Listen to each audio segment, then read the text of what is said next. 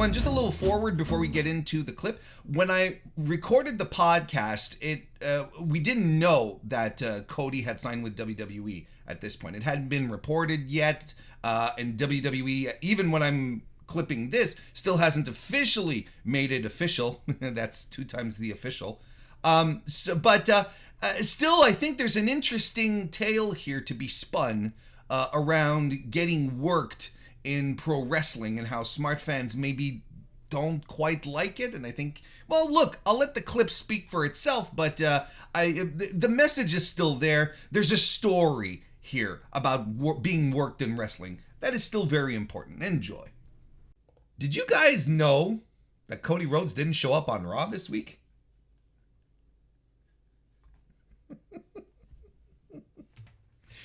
Did you guys you're like, hang on a second. Where the fuck is Cody? Where did Cody Rhodes go? I had heard that he was going to be on World Wrestling Entertainment's Raw program on Monday. Where was he? It was in Jacksonville, Florida. And I was told all day that it was going to happen. I had, people teasing it, wrestlers on their Twitter accounts making sly comments. I had Corey Graves using terminology as dashed and nightmare. And they're dropping hints. WWE, what happened? What did you do? You tricked me. You tricked me into believing that Cody Rhodes was going to be there. You suckered me into watching 3 hours of your program, WWE, thinking that Cody Rhodes was going to be here. Wow, how dishonest on your part. I will not stand for this. This is unprecedented. I am so disappointed. I mean, you guys fell for it. if you got mad because Cody Rhodes didn't show up, you fell for it. And y'all, welcome to the world of professional wrestling, where promoters will do whatever they can to get you to tune in to watch their show or buy a ticket to their show. Because that's what they do. Look, and I'm not kidding. I think there's a lot of people who were just angry because they got tricked into watching 3 hours of Raw. Because my timeline lit up with all sorts of folks. People that I like, people that I have no clue who they are. I don't know about people that I don't like because I have them on mute or blocked or whatever. But they're like, I can't believe, why wasn't Cody Rhodes there? I'm so mad. And because they were dropping hints. Like, he wasn't officially advertised. What WWE did, or the wrestler, whoever, right? Whoever decided to do this, they did the oldest tactic in the promoter's book. And that is to give you a sniff of what you're expecting. But be like, he never said he was going to be there. You know what I mean? Like, it's like, he didn't show up. And if you think this was bad, just a couple of tweets with very offhanded references to Cody, right? And Corey Graves dropping a couple of, Cody related terms, right? And so on and so on. And then it's like people investigating, Damian Priest's move set, going, well, he hasn't been doing the reckoning, which is essentially a crossroads, but now he's done it this Monday. What does that mean? All of that. Go back into any era of pro wrestling, and the bait and switch has been it's a commonplace tactic. And I immediately thought about Colonel Robert Parker back in 1994. Okay, he's in a feud with Ric Flair, and he's telling everyone week after week, amping up to this pay-per-view, I'm bringing in a 300-pound blonde superpower man, kind of thing. And everyone's like, is he talking about Hulk Hogan?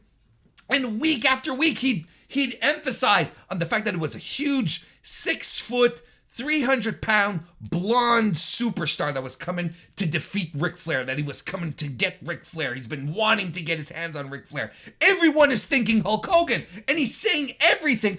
Parker is saying everything except the words like prayers, vitamins, Hulk and Hogan, or, what you gonna do? Like, aside from the things that would and everyone's like, it's fucking Hogan, it's Hogan, it's Hogan.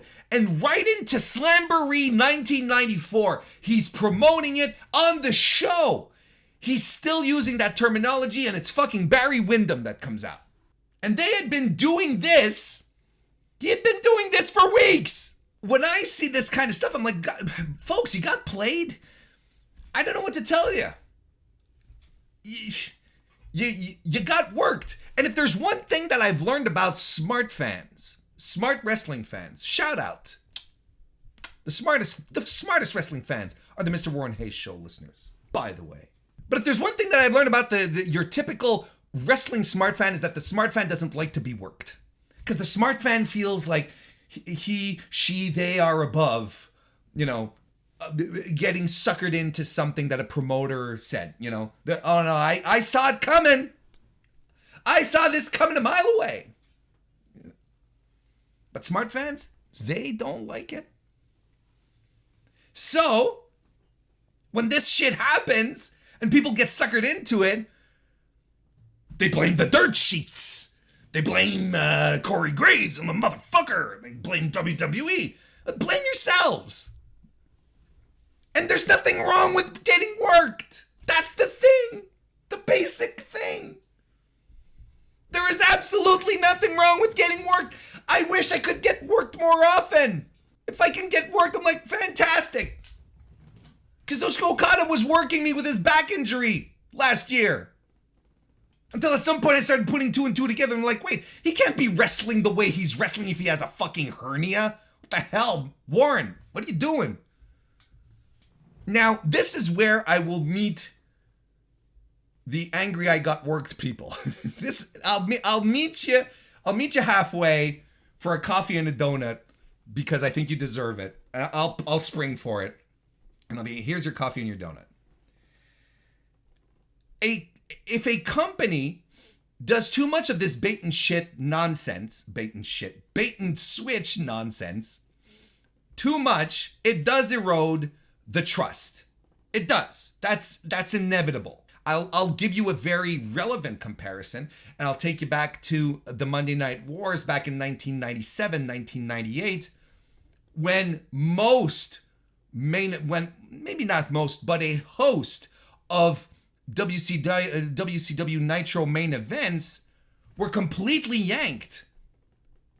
Like, oh, we said that the main event was going to be this, but it turns out it's going to be that. And you're like, what the fuck, man? And being someone watching at home is one thing, but when you're advertising a big match and people buy tickets based on that big match and you don't deliver on that big match, that's egregious. But WCW preyed upon its audience and by giving too many bait and switch moments where eventually it just gets it wears thin. You get tired of it. You're like, man, I just want to move on. I want to do something else here. Oh yeah, the finger poke of doom is that's exactly it, right? The big main event, the big world title championship match, former friends, Hulk Hogan, Kevin Nash. It was the big deal, right? But that wasn't the first bait and switch that they pulled. It was just the most egregious one in a series of. So I think this, since we're not in an era where there are only 2 cable stations and you need to go buy print magazines or have newsletters mailed to you, since we're not in that era anymore, I think it is extremely dangerous to pull these types of situations like WWE is doing and not deliver on something, because it will create ill will. Not as if WWE has enough of that, right?